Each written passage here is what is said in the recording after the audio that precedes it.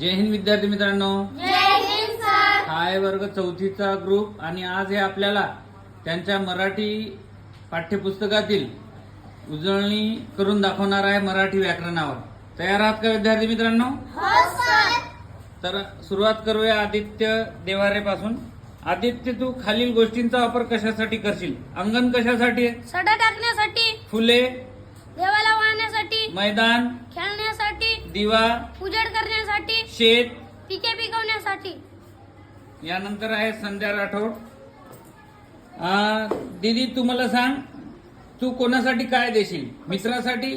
सहकार्य, शाळेसाठी काय देशील? शिस्त, घरासाठी काय देशील? वात्सल्य, शेतासाठी काय देशील? कष्ट, आईसाठी? प्रेम, बाबांसाठी? प्रेम.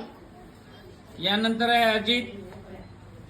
आता मला सांग भैया, जन्म झालेल्या ठिकाणाला काय म्हणतात? जन्मस्थान, विमान चालवणारा कोण? विमानिक, कविता करणारी कोण? कवयित्री. कवयित्री, शोध लावणारा कोण? संशोधक, देशाची सेवा करणारा कोण? देशसेवक. छान. यानंतर आता तुम्हाला काही वाक्यात उपयोग करून दाखव. बाळ कडू मिळणे.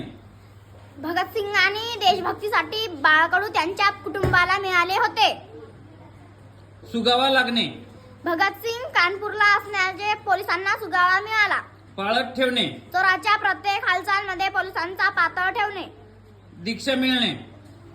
दीक्षा मिळणे. एक वेळा धनुधारी विद्यार्थी दीक्षा मिळाली. निर्धार करणे. सचिनने दररोज पहाटे उठून अभ्यास करायचे निर्धार केले. भूमिगत होणे. बरेच स्वातंत्र्य सैनिक भूमिगत झाले. झाले. यानंतर तुम्हाला कारक हा प्रत्यय लावून दाखव शब्दाच्या शेवटी. अन्याय. कारक, पूर्ण शब्द सांग. अन्यायकारक. न्यायकारक, बंधन. बंधनकारक, सुख. सुखकारक, अपाय. अपायकारक, अपायकारक. अपायकारक. खूप छान. यानंतर आहे अर्पिता. अर्पिताचं कोणतं आहे? हा, आता मला जोड्या लावून सांग तू. आता तू शब्दाला वान प्रत्यय लावून दाखव. पूर्ण शब्द सांगायचा. बल. बलवान, धन. धनवान, गाडी. गाडीवान, गुण. गुणवान. खूप छान.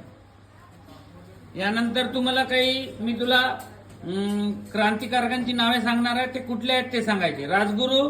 खेड, भगतसिंग. बंग, सुखदेव. चौरा बाजार, आणि प्रताप वृत्तपत्र कुठून प्रकाशित झाले होते? कानपूर. खूप छान. सगळ्यांनी खूप छान उत्तर दिली. Thank you very much. Welcome sir.